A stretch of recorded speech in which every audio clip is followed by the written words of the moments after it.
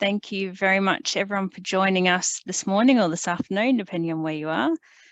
We really appreciate the time you've taken. A couple of basic housekeeping things. Can everyone please, during the presentation, keep your microphones on mute, turn your cameras off unless you're asking a speaking question at the end to save on everybody's broadband. We will leave speaking questions to the end so the presenters can get through their material, but feel free to stick any questions in the chat as we go so that you're not like me and forget the question, the really, really good question that you had at the time and can't think of what it was now, and we will address them at the end to the various speakers. Outside of that, that's probably the basic housekeeping stuff. Just a quick introduction to who our speakers are today. So we've got Naomi Sussman, who's the marketing manager from Minters. Naomi will be running through how social media is valuable to lawyers, all different sorts of lawyers, and kind of focusing on goal setting and what you're trying to achieve by using your social media. We'll then move on to Megan Williams, who's the head of marketing for APAC at HSF, talking about how to build your profile, how to build your social media profile, and some common mistakes people make. We will then watch a pre-recorded video from Sasha Vukic from Media Relations and Social Media Manager from Allens that gives some kind of best practice tips on using social media more generally, and then we'll tick into questions at the end. So to kick us off, I guess a couple of kind of insights from my end. For those that don't know, I'm General Counsel and Co-Sec at Alinta. We have a fairly big but diverse legal team here, so I've done a fair bit of recruiting over the last couple of years as teams have turned over and teams have expanded and things like that. And I think one of the interesting facts that I heard the other day from our people and culture team was around Alinta's changing budget. So where 5 years ago we had a $5 million budget for recruiters to go out and get lawyers and engineers and accountants and all those sorts of people, that's come down to $50,000 in the last financial year because of the heavy reliance on social media and LinkedIn profiles and using LinkedIn profiles to gain interest in positions and to tap people on shoulders and things like that that we'd historically use recruiters for. So I thought that was an interesting insight to share that, you know, this is a really big tool being used very broadly across industry too, that has kind of taken over to a large extent what we'd previously used recruiters for. As a heavy recruiter with a team of sort of 16 or 17 people, think of, you know, I use your LinkedIn profiles like essentially an insight into your CV. So, you know, that's kind of part of your personal brand and why you spend time putting it in there. So I think about and put the same consideration into putting your social media profile, particularly on LinkedIn, the same attention you would give it as you're writing your CV and a cover letter for a job application. There's mixed types of profiles out there, but, you know, particularly if you are sort of either actively or inactively on the hunt for things, you know, think about it like a CV. Think about making it punchy. Think about telling me why I would need you in my team, not just sort of a task list of stuff that you've done or things you'd like to do as well. And something else that interesting that came up yesterday was that the same mistakes when social media first became a professional thing sort of 10-ish years ago around being really careful about how you use your social media profiles and how you link your social media profiles together, whether, you know, on your Facebook page, you mentioned that you work at Alinta, you know, you then have to be thinking about how you use your Facebook page. There was a conversation with an employee yesterday who had used his Facebook account, which is, you know, his kind of personal stuff, to advocate for a particular position in a very emotive issue. His Facebook page also recognised that he worked at Alinta, and therefore Alinta got a number of pieces of very strong feedback from various people also involved in that chat, because he had on his Facebook page that he worked at Linta, which then obviously involved quite a challenging discussion with that employee about how he uses his Facebook page. So, you know, there's common mistakes that when social media first came out that people really got caught up in. You know, maybe a little bit of a reminder that those things are still, maybe they're not as prevalent as always, but they're still something to think about, particularly as you're trying to create a personal brand, to think about your personal brand as a whole, not, you know, your Facebook page as your personal brand and your LinkedIn page as your professional personal brand, that they all kind of link in together. So with that in mind, I will throw over to Naomi to take us through her material. Well, hi everyone. It's lovely to see you all. My name's Naomi Sussman and I work at Mitchell Ellison in the marketing team. It's interesting what you were just saying, Jess, because I always think that people who are coming into the workforce now have a bit of a harder job from a social media risk perspective because they were in high school when social media existed. Well, I just missed it. So there's things that you might have posted when you were in high school that you wouldn't have thought might reflect on your professional life, but it does. So I think that that's a lot harder. Is that working? You can see the slides are moving. Tech Sure is working well. Yep. Fantastic. Thank you. What I'll cover today is how and when social media is valuable, how you can choose the best platform to meet your goals, and what are realistic goals for lawyers to set from using social media. And that's depends very much on what your goals are. So we'll go through that as well. But what I thought I would start with is a bit of a quiz. I know that I don't need to convince this group that social media is valuable. That's why you're here. But I thought it might be useful to set a scene and help you understand exactly how big it is, because for me, it really blows me away. I find that you know, when you don't know the numbers really blow me away every time I see them. So if people can perhaps use the chat, and I'm going to see if I can make it work myself, how much time do you think people spend on social media in a day? I'm going to see if the chat shows up for me. Okay, I've got the chat there. So just this is in hours. How many hours you can base it on yourself? How many hours might you spend on social media in a day? 1 hour, 2 hours, 4. I wonder if this is reflective of everyone, because your phones can now cap you, can't they? So we've got somewhere between 1 and 4 hours. There were quite a few with 2 hours, and that's probably the most accurate, less than 10 minutes for some. So the answer is 2 hours and 27 minutes. That's the average amount of time that people spend on social media in a day. So it's quite significant. Next question, how many people worldwide are on social media?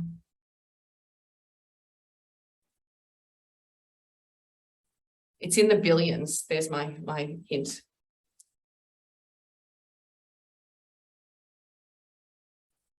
2, 3, 5, 2.5. Jessica's got it there. It's 4.62 billion people are on social media worldwide. And I find that really extraordinary because that's everywhere, you know, taking into account technology that's different. So third question, what is the most used social media platform? I love this one.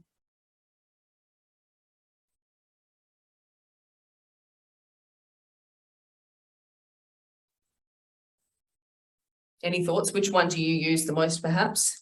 Instagram, Snapchat, Facebook, WeChat. Yes, all are high up there. Facebook is the winner, actually. Facebook is the most used in any survey by far, followed by YouTube, interestingly, then WhatsApp, then Instagram. So that's your top group. So I do find that interesting. This just really helps to understand the volume of time people are spending on their devices. So you can see that social media is up there. There's your 2 hours and 27 minutes. But if you look at internet users, 16 to 64, that's who this survey was done with. Look at the amount of time they're spending using the internet. So I just thought I'd paint the picture here, but in short, it's valuable because that's where your connections are. You can see exactly how much time people are spending online, and it's just massive. on all sorts of different things, but social media is a really big chunk of that. So I thought that would just help set the scene a little bit. Oops, sorry. So to answer some of the questions, how and when is social media valuable? I know that people here are probably at different stages in their professional journey and in their social media journey. So I've tried to keep this fairly generic. I'm assuming that people know some of the basics or have a basic social media account, but I apologize if it's not, you know, if it's at a different area. But I thought I'd cover it sort of from a fairly high level point of view. So the question, what makes social media so valuable, aside from the fact that everyone is using it? Most importantly, it's the conversational element. What makes social media stand out is that you can converse two ways with your audience. Many people don't take advantage of that opportunity, but that's where the gold really lies, because that's what makes social media different to every other channels. It's that two-way framework. In addition to that, your digital presence is an extension of yourself. And so it's important not to see it as different to your face-to-face brand.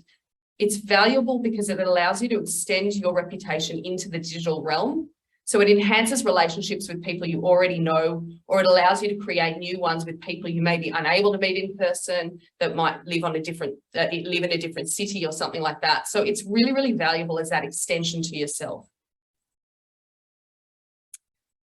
Lots of people ask the question about why can't they just use their company's social media profiles? Really, this is about building your personal brand. And it's important to see the difference with that. So here are some reasons. The credibility and the reputation of an individual is more powerful than a company. The reason is companies are conglomerates of people. So your personal recommendation to someone you know is far more powerful than a company's, because there's a real relationship there. So if someone I know recommends an article to me, I'm far more likely to read it than if a company posts an article, even though I hold that company in really high regard. So that's one part of it. The other part is that your feed and network are tailored towards your own skills and personal interests. So companies often encompass a lot of diverse areas. It's different for small businesses, but certainly for some of the larger ones, your personal network will be more tailored towards your personal interests more than a company's. So for example, if you specialize in renewable energy infrastructure, your network and your feed will reflect that perhaps more than your companies do. And also any nuances around your skills and around your interests will be reflected in your own personal feed. So that's really important as part of your brand. And then finally, through social media, you can utilize and leverage and build on your own personal relationships. And that's what I was talking about before, that it is an extension of your face-to-face relationship. So that's really valuable. Essentially, your views matter to the people who trust you, and that's really what it comes down to. This is an extension of you. This is about you recommending to people. I love this quote. Think about what people are doing on Facebook today, keeping up with their friends and family, building an image and identity, their brand. They're connecting with an audience. It's almost a disadvantage if you're not on it now. Okay, so Mark Zuckerberg might have had a little bit of a reason for saying that, but I do think it's really valuable. I do think that people are seeing every social media page that they have as their brand, and it is valuable to see it that way, particularly when you're talking about like what Jess was talking about earlier around the risk component. So thinking really carefully about what you post as well. So essentially, it comes down to the who and the why. So social media's value might be different depending on what stage you're at in your career or whether you are in-house or in private practice. So for example, if someone is quite senior and well-connected, they'll be using their social media to enhance relationships and keep themselves front of mind for their clients. Someone earlier on in their career might be looking to establish themselves and their reputation. And obviously there's the recruitment side as well that Jess was talking about. You might be looking to connect more with people in the legal field, or you might be looking within the broader industry. It can be valuable no matter where you're at, but key is identifying what your objective is in using it and who your target audience is. So that will give you some cohesion around your own personal strategy, particularly when you're using different channels. Essentially, what we're doing here is telling your story. So to make social media valuable, you want to define what that story is going to be. And it does depend on the channel. So for example, my Facebook story would tell a very different story to my LinkedIn story. Both are authentic, but there are different parts of myself that I might emphasize. For example, I love Harry Potter, but I'd probably be more inclined to talk about that on Facebook than on LinkedIn. So the questions you want to ask are here. What do I want to be known for professionally? Megan's going to go into more detail about this later on. So this is just very high level, but for me, I might focus on my expertise in marketing and communications, or I might focus on the industry I work in, which is legal, or maybe both. Likewise, you might want to emphasize your own expertise as a lawyer, or maybe your specialty in energy and resources. And that differs. Everybody has a different view on that. So that's something that you've got to decide yourself. You'll also want to define what you're passionate about. So what is it that gets you out of bed in the morning? What do you want people to know you for? You might include pro bono work here, or there might be a particular focus area that's important to you, like gender equity or ESG issues.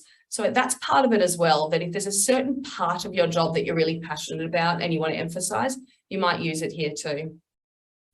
And finally, you'll be asking who you want to connect with. So identifying who you want to connect with, how they might help and support your own objectives and goals. And again, Megan's going to go through that in more detail.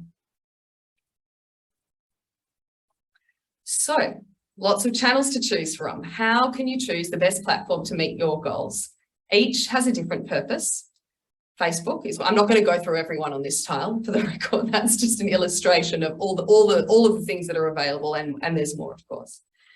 Facebook is one I'll talk about. Facebook is the king of the social networking platforms, as we established earlier. It is the most popular in every survey that's done, quite significantly as well. So it's certainly the most popular across all age groups. It's generally used for more social and personal channels, but many businesses and individuals are starting to use it for professional purposes as well. And that's because people's personal lives and professional lives are blending. And that the example that Jessica gave earlier is a perfect example of that.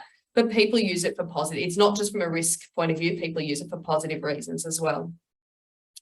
So that's Facebook. Instagram, another popular one. It's social as well, but it really uses images to tell its story. And that's its key difference from some of the other channels. It is becoming a bit more like TikTok, which uses a lot of videos. And that's how you draw attention to yourself. So the language is more informal. There's not a lot of text in Instagram. You're really using a very image-heavy channel. Twitter is another really popular one. Australia is a bit of an anomaly with Twitter. It's very widely used overseas, but not so much in Australia. It's funny. It's like there's quite a significant difference in users in Australia. It is heavily used, though, by press, by lots of journalists, politicians, and some social media influencers as well. So there is a value in it, and you will see some really interesting conversations there. It's an easy way for short and sharp commentary. So you're not going to go into a lot of detail using Twitter. That's really your kind of grab and jab opinions. You use it for a lot of conversations and threads and things like that. And finally, I'll talk about YouTube. As you saw, also very, very popular. Video is used to tell the story, as you're aware. It's very effective, but it's also a lot harder to manage. So if you were to choose YouTube as one of your personal channels, you'll need a lot of tools to make the videos really effective. So that's a little bit of a high maintenance one, but very effective. Which leads me to LinkedIn, which is the one that I think we'll be focusing on, because for professional purposes, networking, recruiting, commenting on the business landscape, LinkedIn is absolutely the channel you want to be on. Some of these stats are really mind-blowing. 12 million users in Australia and growing. And when I think of the Australian population, which is what, 25 million, maybe a little more, that's just such a huge proportion of the population. So it's safe to, and then you can see, look, for APAC and worldwide as well, but it's safe to say that most of the professional connections you'll have will be on LinkedIn. That's a fairly safe assumption. And the rate is growing at 2 members per second, which just blows my mind. You can see a little bit more there from those stats that LinkedIn members are there to learn from leaders and experts. So people do use it for recruiting, of course, that's probably the main reason, but you can see a significant group of people are using it to learn from leaders and experts as well. Obviously, LinkedIn's the first place someone will look you up if you don't know someone. It's certainly something that you've all probably used for that. And you can see that it's very effective at generating leads as well. Again, this is just a really interesting audience profile. So people who are on LinkedIn, interestingly, males tend to use it more than females across every age group, which I thought was interesting. You can see the biggest age group is that 25 to 34-year-old age group, but it is still used across other spaces as well. So I just thought that was a really interesting look into some of the demographics. So what are some realistic goals for lawyers to set from using social media? This is a hard one, of course, because you will need to set your own goals as well. But I thought I'd go into what goals you might set for yourself, for example. I love this quote: social media success formula: content, engagement, conversion, rinse and repeat. The basic principle is the more you post, the more your audience will grow. It is self-perpetuating. So the more engaged you are, the more your posts will appear in other people's feed. So that's really important, that the more engagement you get, it's just going to keep rolling. I think you need to set your own goals based on the story that you want to tell. So you want to define what a positive achievement looks like, for example. So you might want to look at attracting a certain number of people. So it might be a certain number of a certain type of engagement with your post, or it might be who's engaging with your post. I had an example where I posted something I was really passionate about.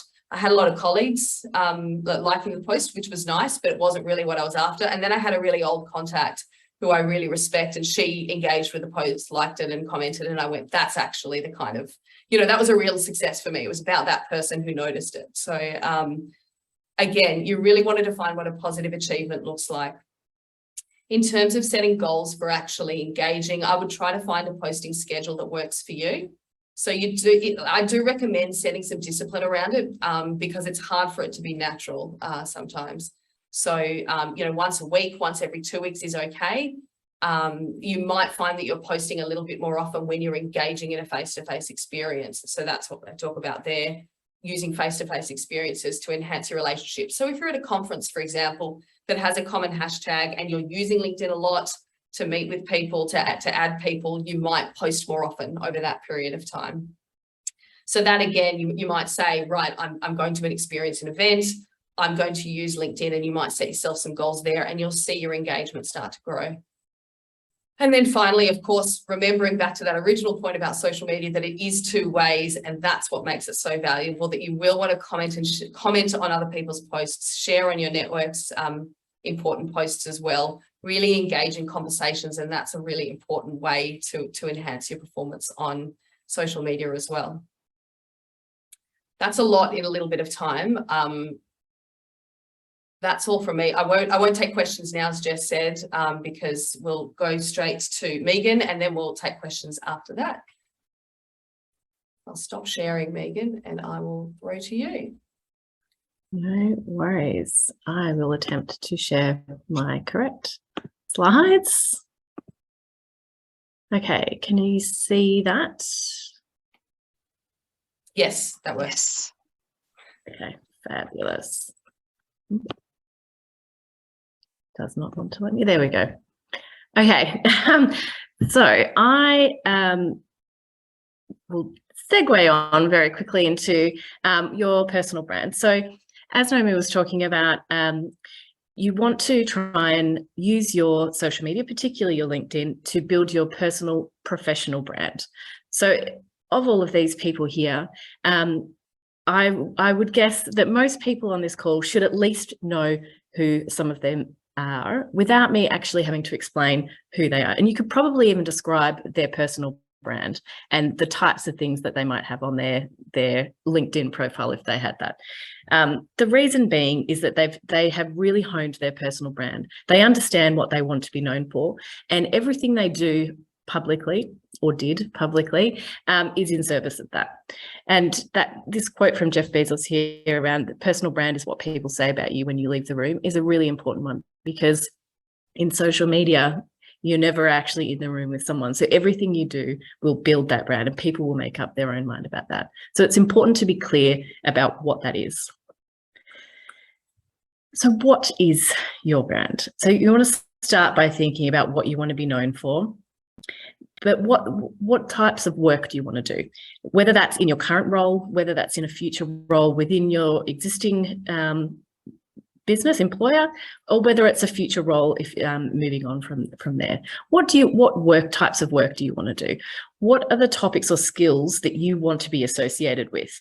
And rather than listing out tasks and things like this on your profile, which we'll get to, you want to think about the impact. So what does it mean to be engaging with you, to be working with you? What's the value that you bring? So rather than a list of those sort of skills, how does that impact the people that you're working with? What makes you stand out? What makes you you? And what characteristics, skills, and attributes that make up your unique selling proposition? So what matters to you? What are you good at? Those are the types of things you want to focus on. And I would counsel you to really think about being quite specific and narrow in how you do that on LinkedIn. So if you picture, if I'm throwing a ball at you, and you can probably catch it. If I'm throwing one ball at you, if I'm throwing two, maybe three, you'll be able to catch them all. If I just throw 20 balls at you at the same time, you will drop every single one of them. And it's the same with topics. So if that metaphor works for you, basically keep it really simple, keep it really focused, and try to make everything that you share on your LinkedIn to be in service of that, to build that personal brand in the way that you want to. So to track this back down into LinkedIn more specifically, so some of the common mistakes that people make with LinkedIn profiles, obviously, associating with your company is a big part of LinkedIn. So you want to make sure that you're sharing content that builds your professional brand, and that complies with any policies that your company has as well. That's obviously a very important one, where your company is named as well. So some of the things that we see a lot is a poor profile and banner photos. So sometimes people don't have a photo at all, or it's a personal photo doesn't quite position you in the right way. Incomplete sections, spelling errors, always a bad one. Not customizing your URL and other parts of your profile, and insufficient focus on your current role. So what the role that you're currently in now, which is generally the most senior one. And then listing out the tasks, but not the impacts, as I mentioned before. So listing, a list of areas of law doesn't really give the audience a sense of the impact that and value that you bring. And for those that are technically savvy, missing the opportunity to share, video and other rich media on your content. So you can share things like blog articles. If you've been involved in writing any books or other publications, you can share all of that there. Some top line tips on updating your profile. This banner at the back, you can change that to a branded one if you choose to. You should edit your photo, your professional headline here, and my next slide will go into a bit more detail on some of these. You can edit your contact details, and you can personalize your individual URL. So rather than having it being a generic sort of, Megan Williams 1234 or whatever LinkedIn comes up in, you can actually mask that and make it so that it's first name, last name, or if that's already taken, you can add an initial. So that just makes it easier for people to search you and make it easier for you to come up in the algorithms that LinkedIn throws up. You want to edit your summary, and you want to talk about here is that elevator pitch. This is who you are, the value you bring across your professional service. And then you want to edit your experience. So some tips to make you shine is photos. Use a self timer rather than doing a selfie. If you have a professional photo that you use at work, if your company allows it, I would try to get a copy of that and use that there as well, because it connects in with your professional photo in-house. Try and get a head and shoulders shot and making sure it's at eye level. So really just thinking about the image that you convey with a photo. And avoid quirky filters and things like that, or the types of photos you see on Instagram or Facebook, where it's maybe on a vacation or something like that. Trying to keep it in that professional realm. Eye-catching headlines and summaries. So include your role title, but also include your area of specialty. So whether that's the example here, your area of law, or if you want to talk about the value you bring. Some people, like I have my one, but if I was going to have Just a description, I would say that I work in content marketing, thought leadership, and building brands for professional services. So then it talks about what you do rather than your actual job title. And that's up to you, which you choose. But either way, you should have a bit of a description there rather than, if your job title is quite generic. And your eye-catching summary. So create that passionate elevator pitch. What's your unique selling point? Take that back to your personal brand and what you want to be known for.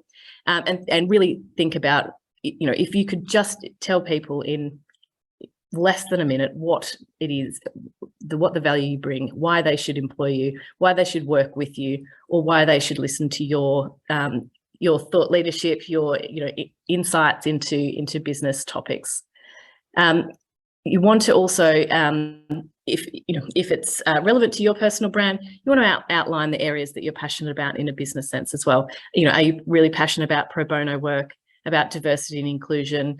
There might be a range of things that add a bit of colour and personality, and that's a really important factor as well. People want to know who they're working with, whether that's whether you're in-house or whether you are at a law firm. And proofreading is always the most important one across the board. Credentials and examples. So where possible, use examples of the work that you're doing. And again, linking it back to that impact. So what you did, how that impacted the business that you were working on. What value did you bring to that piece? Keep it to a top 5, so it's short and sharp. You don't want to have a laundry list of everything that you've done. A, because it'll be out of date quickly. B, people are just not going to have the time to read all of that. So you want to keep it to the things that highlight what you want to be known for. Then you want to connect with people. So use LinkedIn to search and find with the right people. As Naomi said, if you're going to a conference, if you would exchange a business card, you can connect on LinkedIn, but personalizing that invitation to call that out is an effective way of doing that. Thinking about where you are in your organizational structure, obviously connecting people that are more junior than you will help to build their profile and lift them up if you're a senior member, but also connecting up with the top. You'd be surprised. I think people tend to be perhaps nervous about connecting with the CEO or some of the people at the top of your business, when actually I think quite often they're very happy to lift people up. It also helps to get you access to the types of topics that they're sharing, and gives you extra content of theirs that you might be able to like and comment, which A, builds relationships and positions you within the market, linked to their personal brand. So consider doing that if you're comfortable to do so. And another important part is, don't feel that obliged to accept all the connection requests that you get. Make sure that it's people that you do know. I know myself in marketing, I get a lot from people who are just trying to sell me things. So be quite discerning on that. If you do want to go through and do a bit of a list cleanup, don't worry, they won't get a notification if you do remove that connection. So that's always an important one as well. And to that point as well, make sure when you are making any of these changes to your profile that you go into your settings and you change those so that it doesn't share a notification every time you update all of these details.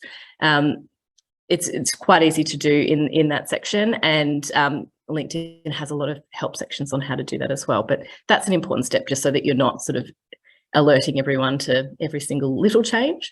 But if you are changing roles, or you do have something you want to share, you can turn that back on so that it will send a notification to all of your connections. Endorsements are another good one. So you can ask people for endorsements actively, or without taking that step, you can go through and list, I think it's up to about 20 sort of areas that you want to be known for that link with your personal brand. So that might be, areas of law, or you can sort of search what you want. So you might put areas, or maybe you'll put business strategy, that sort of thing. So you can go through and have a look at what is available there, and it will suggest other options related to that as well. So that's another way of just outlining to support the rest of your profile. It will support the areas of work that you want to be known for. And then your connections can endorse those and say, yes, I agree that this person has that skill. Engagement with insight. This is a really important one. So you've set up your profile, you've got your everything's all sorted, you've got your connections. Engaging with insight, engaging with the content that is shared on LinkedIn is the next most important thing. And as Naomi said, a lot of people just think, oh, you know, we can just share it on the firm social media page. But it's a very cold corporate thing. And you will be connected with all of your, you know, colleagues, past, present, your clients, all of those sort of stakeholders that are most important to your professional profile. And there is something about sharing content from a person to a person that creates a higher level of engagement. So if you share something on your personal LinkedIn and your business shares it, it will generally get a lot higher engagement on your page than it will on the firm page. So first step, obviously, check your firm's or your business's social media policy, because you want to make sure that you comply with that. I do generally find lawyers tend on the to be more conservative on that side. So generally not as many issues, but obviously that story from the start does highlight that it is important to comply with your business's policies here. You want to like and share relevant content to strengthen your connections. So many years ago, when I was working with our recent past CEO, Mark Rigotti, several years ago before he was in that role, he wanted to start out on LinkedIn. And I think the idea of that and how much time commitment was quite overwhelming. But we worked out a strategy of what he wanted to be known for, the types of things he wanted to share. And we set up a simple plan for him that was manageable. So he used to spend 10 minutes a day on the bus on the way into the office. 10 minutes a week. You could do it every day if it was only 10 minutes, up to you. Set your own parameters, but say 10 minutes a week, or do it while you're having a coffee, and find 2 things to like and 1 thing to share. It's quite, when you break it down into those simple steps, it takes a bit of the overwhelm away. So you want to make sure that those things that you're liking and sharing are aligned to what your personal brand is. You can find those by following other influencers within and stakeholders. So there are a range within the legal profession, within the energy sector, or there's people like Jeff Bezos, or there's all these people out there, politicians. They'll all be having profiles and sharing content. There's also some groups that you can join that you'll be able to like and share on their content as well. You can tag people where relevant, and you can do your own blog articles on LinkedIn as well if you're feeling advanced to that level.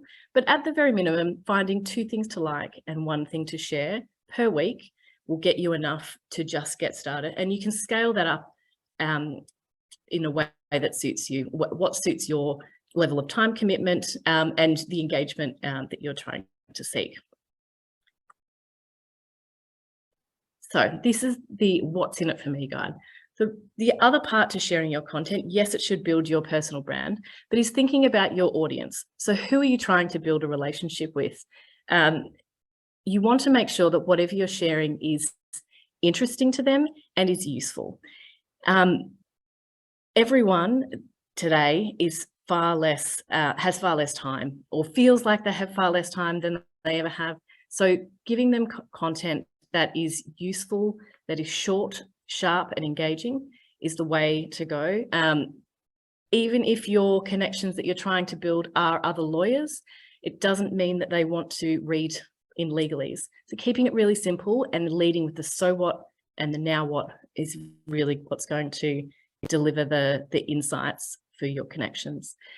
You can write articles, you can write your posts, you can do all of that, or you can share them. There's lots of ways to do it. You can share video content and audio content, which has a far higher engagement than written content. But if you think about your feed, you'll see that the things that pop out the most to you end up being the videos or the audios that are moving. The other content that has a really high engagement is the slide shares. So where you can have something that forces someone to click through to get to the insight will show active engagement and will get you greater data to use at the end, which I'll get to in a minute. So the best practice for higher engagement, take into account of the audience and the day that you're posting. So we know that the best times of day are usually in the morning on a Tuesday or a Wednesday. And you'll be able to, I can share with you after the call, there's a graph that you can get that shows the times of day that have the highest engagement on social media, particularly on LinkedIn. Mondays and Fridays, particularly Friday afternoon and Monday morning, tend to have a lot of drop off, as you can imagine.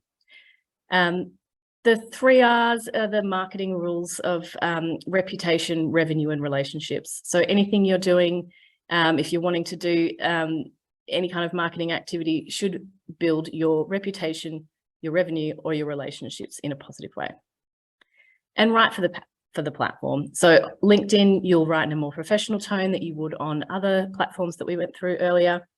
And be an ambassador for your firm. If there is content that your business is creating that you can share that's linked to those goals. So if you want to, if there's a particular matter that you've been working on and you want to share content about that from your firm's social media page, that's often a really good place to start.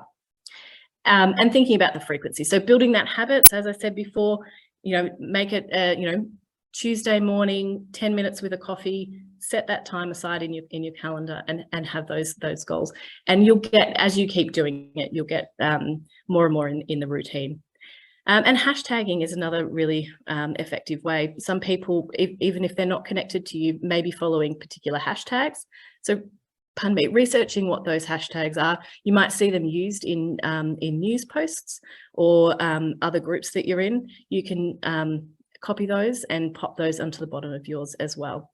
LinkedIn will also suggest them based on what you're typing as well. So that's another way to do that. And with your content, content being king, thinking about what you're sharing, these are the 3 elements that will make it your content most engaged. So what is the hook? That's the thing that grounds your content in the now. I think quite often you might see a post and you think that's really interesting. Maybe I'll save it and come back to it. But the hook is the thing that makes you click on it today and not something that you might think about later, because generally people won't come back. If you think about it from a newspaper's perspective, the hook is the thing that you need to get across to the editor to say, like, why should this be in the paper today instead of any other time? If you've got really interesting content, but you don't have a hook, I would counsel you to keep that content up your sleeve. And when a hook comes out, like a new piece of legislation, or there's a conversation going on in the social media world, then you share it. You'll get much higher uptake because it will have that grounding in the now. Why should I click on it today? The so what is the insight. This is the part that's really important, particularly for social media, because you want to share content that answers the main insight. Okay, this thing happened, this thing I'm sharing. So what? What can I do about it? What should I do next? How can I capitalize on opportunity, or how can I avoid risk, or whatever that may be? And the follow-up to that is the now what. So what, now what? If you just keep that in your mind when you're writing your content, when you're sharing, highlighting that right up the top will get you the higher engagement. And practical empathy is a term I made up when I do this training internally at HSF. It basically is that deliver it in a way that is practical for your audience. Thinking about them and their time commitments, deliver it in a way that's easy. So maybe that's a top 5 tips, a question to ask yourself. Deliver it in that really short way that's going to make it easy for them to act on that. Do they need to sort of take that content and share that with their internal stakeholders who are not lawyers? They're thinking about who they are and what they need to do with that content and making it really practical for them to be able to use. And the last section is just tracking for success. So when you are in your social media, you'll be able to see how well your posts are performing, the types of people that are engaging, I won't go through all of these steps, but we can share this with you afterwards. But having a look at how that's tracking, so who's engaging, the types of audiences, where they are, and having a look at then at where you get the higher engagement rather. What are the commonalities between them? Is it that people are more engaging when you share video content, when you share the things that you're passionate about? Having a look at the types of things that are getting the most engagement can help you to then build your content strategy from there. So you might choose to create more content that aligns with that, with those features that are getting more engagement, that will build that cycle. And there's some points in here around how the LinkedIn algorithm work that are really important elements to consider when you're planning this out. So relevancy, knowing your audience by using the analytics and thinking about the types of content that get more engagement. Scheduling, as we mentioned, promotion. So tagging relevant companies and people in that as well gets you a higher proportion of the audience, because you're then also linking in with their contacts. Using keywords really strategically so that when people are searching for things, your content might come up. And staying on LinkedIn. So LinkedIn doesn't want you to leave LinkedIn. So often you'll see now a growing trend where people will then put links in the comments. So that's a really interesting way if you want to do outbound links as well, just to add them into the content comment section. Also, when people see that there are comments, they're more likely to go in and read the comments. It sort of creates a little engagement loop of its own. And originality. So original posts do spark more engagement than shared posts. So where you have the opportunity to do that, I would counsel you to do that as well. Obviously, it takes a bit more time, but the easiest way to start is just 2 things to like, 1 thing to share, and you can, when you're sharing it, adding that. So what, and now why did you share this? What makes it interesting? What's the insight that you are sharing with your audience? And that is it at the end of my section. Thank you very much for that, Megan. I will take the screen over and share the pre-recorded piece from Sasha. My name is Sasha. I am the Media Relations Manager at Allens. Sorry I can't make today's webinar, but I'm here to record my segment for you and hopefully give you some practical tips you can use on social media, LinkedIn in particular. So I thought I would start by talking about LinkedIn and why it's a useful tool professionally and why it's useful for the legal profession. I'm sure many of you are online already and you already use LinkedIn, and you probably know that it's the world's largest professional networking site, and there's more than 830 million members on there. The important thing about this is that most brands, most companies, most organizations are on there. So it's where you want to be if you want to start connecting with, a large proportion of people that you work with. We also know from research that in-house counsel use LinkedIn for professional purposes as well. So it is relevant for the legal profession as well. There are a few tools that LinkedIn gives you that are very useful to showcase your professional skills and experience. They obviously give you that ability to create a digital CV where you can demonstrate your work experience and your work history and your work personality. Also, this might seem obvious, but LinkedIn is a social media network, so it's all about connecting people. And one of the benefits of that is that you can conduct something called social listening on LinkedIn, and that's just a term that refers to tapping into what your networks are talking about. So, you can see what people are posting about. You can see what your clients are posting about or engaging with or commenting on. What are your colleagues posting about and commenting on? By seeing this, you can really understand what their interests are or potentially what their problems are. And so that can be really useful in a professional sense. Thirdly, LinkedIn enables you to share content, or share your posts first and foremostly. But if you are creating content, perhaps you're writing in journals, or perhaps you're writing articles for the organization you work for, LinkedIn is a great place to share that content, because you can share it with your established professional network. So you know that it's going to be reaching a relevant professional audience who are going to be interested in the content that you're writing or content that you're sharing. So that's why LinkedIn is an important social media tool for professionals and for the legal industry as well. The next thing I wanted to do was give you some really basic tips to market yourself effectively on LinkedIn and to really sharpen your profile. They may seem a little bit obvious at first, but I'm actually really surprised at how many people don't do these very simple things. So the first one is upload a profile image. A lot of people choose not to do this, but it is a mistake not to. The picture is really important because it lets the visitors to your page know that you are a real person. And it, importantly, in this digital world, this faceless digital world, that creates a lot of trust. It's also really powerful because you can choose which picture you want to upload. So it's up to you how you want to represent yourself on the platform. Okay, the second tip I've got for you is to add a brief about section at the top of your profile. A lot of people also skip over this, but this can be really powerful, a powerful way to tell your story, tell your work story in a succinct way and really grab people's attention.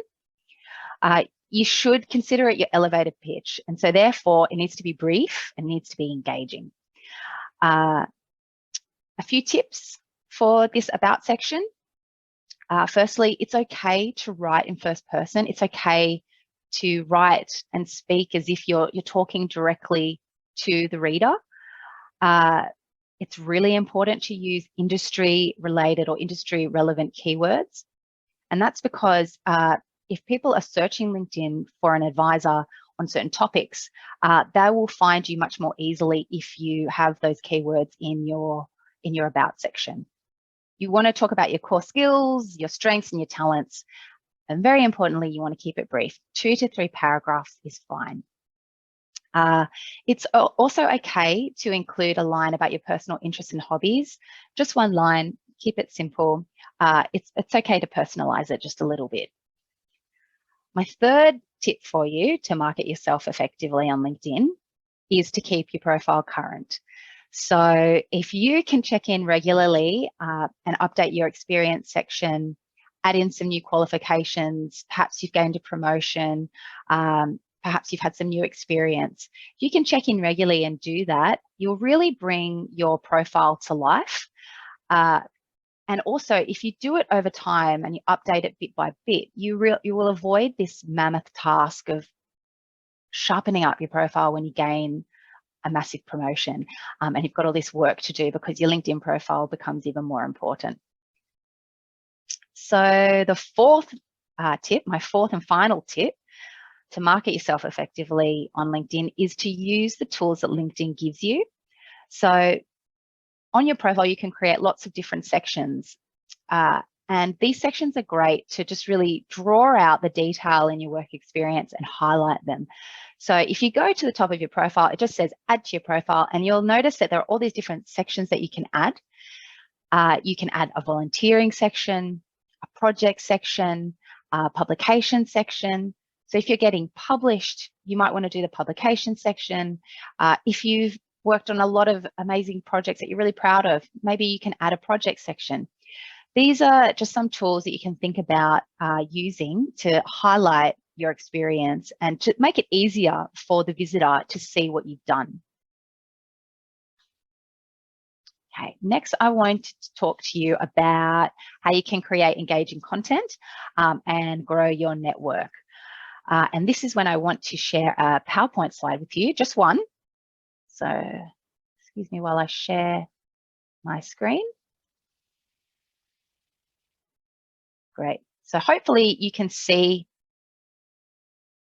3 examples of engaging posts. These are considered engaging because they have a lot of likes, they have comments, people are engaging with them online. So there are 3 elements to these posts that are helping them become more engaging. And one of them is they all have an image. The second element is they are all providing commentary. And the third one is they're all tagging or using hashtags. So if you can remember to use those 3 elements in your post, there are kind of 3 practical or structural elements that you can use that can help you gain more traction and engagement for your posts. And that's because by doing all these things, you're more likely to appear in a newsfeed of a relevant person, and they're more likely to see them. And so hopefully more likely to engage with them. And that's that for the PowerPoint slide. I'll stop sharing now, and hopefully you can see me again. If you want to continue growing your audience and working on creating engaging content, you really need to check in quite regularly and post regularly. The platform rewards socializing and interaction. The more time you're on there, the more the platform will understand about you, and the more likely your posts are going to end up in front of people that care about the topics that you're posting about. A lot of people wonder what kind of posts are engaging, like what kind of content is really engaging. And really, it's all about being authentic and posting about what you're interested in and you're passionate about. So if you have some expertise in a certain area, if you have some knowledge, that's a great place to start. You should post about that and post about your work in that area. Another tip I can give you is being timely. So if you've finished a project or finished a deal and it's all in the public sphere, post about it when that news is out there, when everyone's talking about it. Be timely and try to jump on that bandwagon and talk to people about it while the news is happening. You can also think about being a little bit provocative by asking a question when you create a post. And this can be great for creating a bit of a conversation online. So just by asking a simple question, doesn't have to be provocative in a controversial sense. It's just more about asking people what they think. And then potentially you'll get some people commenting on your posts. Yeah, and always try to say something new with your posts. So yeah, try not to repeat the same thing that everyone else is saying. Try to say something new, and that will really help you create engaging content, engaging posts. Finally, I wanted to talk a little bit about how you can work as a team to amplify your voice. But before you can do that, you really need to create that network online. So it might seem really obvious, but you need to connect with your colleagues, your teammates, and your clients on the network firstly. And once you have that network established, there are a few things that you can do to harness that network and to amplify your voice online and to get your posts out there into a broader audience. And I've said this before, but it's relevant again, and that is to post regularly about what you're doing at work. If you don't know what to post about or how to post, I've got a few ideas for you. One being very simply just celebrating a deal or a project you've worked on once it's out there in the public sphere. Perhaps you're at an event or a symposium and it's something you know a lot about. It's a topic you know a lot about. You could post about that event and that you were there. You provide a bit of commentary about an expert speaker that you saw, and you can take a photo while you're there. Another idea is to share articles that are relevant to your work. Maybe it's a news article or it's a journal article, or it could be something that you've written yourself. These are simple post ideas that maybe you can remember, and hopefully that will get you posting as regularly as possible.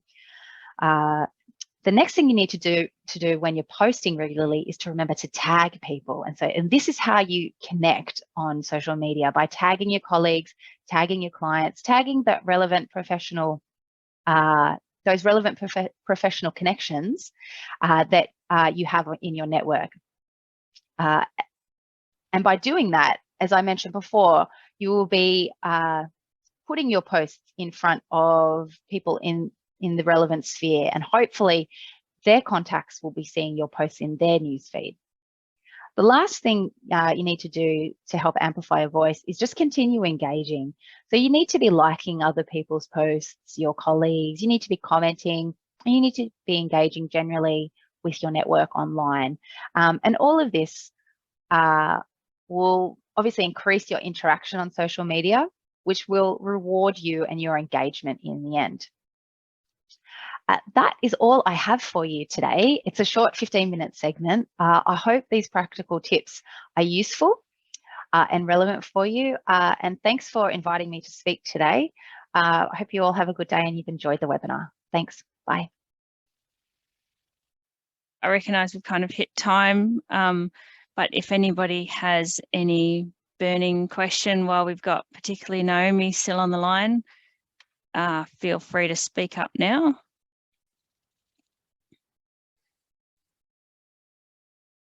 And with nobody jumping in, I want to say a huge thank you on behalf of ER Law to the 3 presenters today. And thank you very much to everyone for attending today's session. And I hope you enjoy the rest of your Tuesday. Thank you very much.